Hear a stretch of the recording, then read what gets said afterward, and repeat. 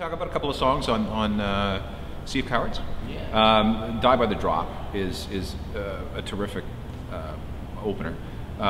Any stories behind that, or is it just one of those songs that comes out of a jam? That came out of a 1-minute segment we were playing in the studio. Dean was on piano and we just started playing together, and it lasted about a minute. Allison was singing, and we just moved on to something else. We played it back later, though. Oh, that was really nice. We ended up playing on a separate tape machine along with that 1-minute demo because we thought it was so heavy and had so much energy to it. We played along with it on 8 new tracks and turned it into a 2.5, 3-minute song, whatever it is, and expanded on it. And then edited it after that first minute was gone and sliced over to the other machine. So it was a really cool, I'd never done that before. My favorite song, I think, is Gasoline. I don't know why, I just think it's a pretty wild track. Can you give me any insight onto that one? That's the name of Allison's perfume that she wears. So. I wish. Actually, I would wear that. She just wears love gasoline. how gasoline smells. Why don't girls do that? That'd be great. We'd love that, I think. It's really bad for you to put in your skin. Probably, yeah. Yeah. Yeah, and you'd be flammable too. I mean, with a little bit of hairspray and a little bit of gasoline behind it. Yeah. Well, I've got a feeling I'm already there. But you can make like a synthetic, non-flammable version. Anyone out there got any ideas? Let's try it. Let's go hit the BP station after this. Or just the beach on. It'll make a day out of it. And Old Mary, the end track, the last track. Okay, as an old Catholic guy too, that just smacks of Hail Mary full of grace somehow. Am I right? Yeah. Yeah, for sure. It's just a reference of not the religious component of the prayer, just the meter of the prayer. I mean, I think a lot of times you forget when you read the Bible that it's prose, or books like that of that nature. They're written with a meter, but you can jump into that rhythm and take it someplace else. I was just trying to get into the meter and take it far away from that and make it into a different character. I put out a note on Twitter today and I asked people if they had any questions, and I actually have a bunch of them. Would you mind answering some of them? Sure. Somebody has been after me for a couple of years to ask this question: Get Behind Me, Satan, never on vinyl. Why? Well, the reason that happened was because Meg and I were going to go record the album in its entirety after we had gone on tour. We were going to tour the album for a while, South America and Europe, and then we were going to record the album in its entirety to vinyl, straight to acetate in New Zealand. We knew a studio that could record straight to cutting it to acetate. So we figured by the time we got out there and played the songs a few times, we'd be able to do a whole side without stopping. Because if you made one thing you didn't like, you'd have to start over again. So we said, let's wait till the middle of the tour, end of the tour. And that way, by the time we got to New Zealand, the studio had closed down and moved. So it just got pushed aside.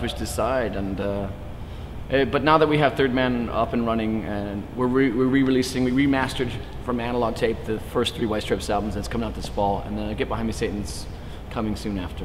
That's going to be on 180 gram vinyl, the whole works? Yes, it's going to be on 470 gram vinyl. We found a machine. It's an old Viking machine. There's actually a couple of guys got downsized from a job. I think they were working in the banking industry here in Canada, and they were sitting around one day looking at their severance checks, and they figured, well, what are we going to do?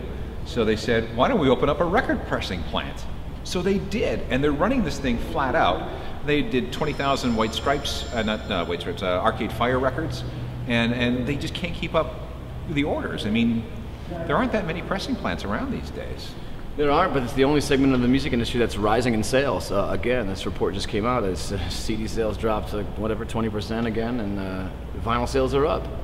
So that's great. That shows people want a tangible component to music. They want to hold it in their hands. They want it to be on their shelf and they want to have some reverence to the music they love. It's not just people out there who want to just digitally download it, have it be portable and have it be invisible.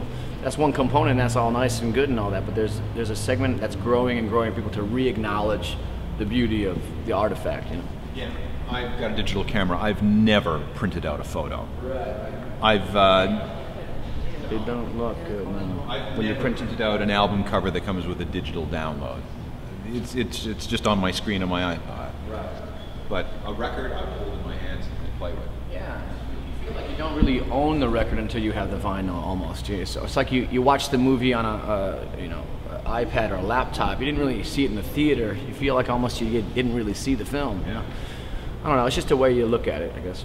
Another question here. You seem highly influenced by Orson Welles and old films in general. Third Man Records, that's Third Man is a Orson Welles movie of the same name.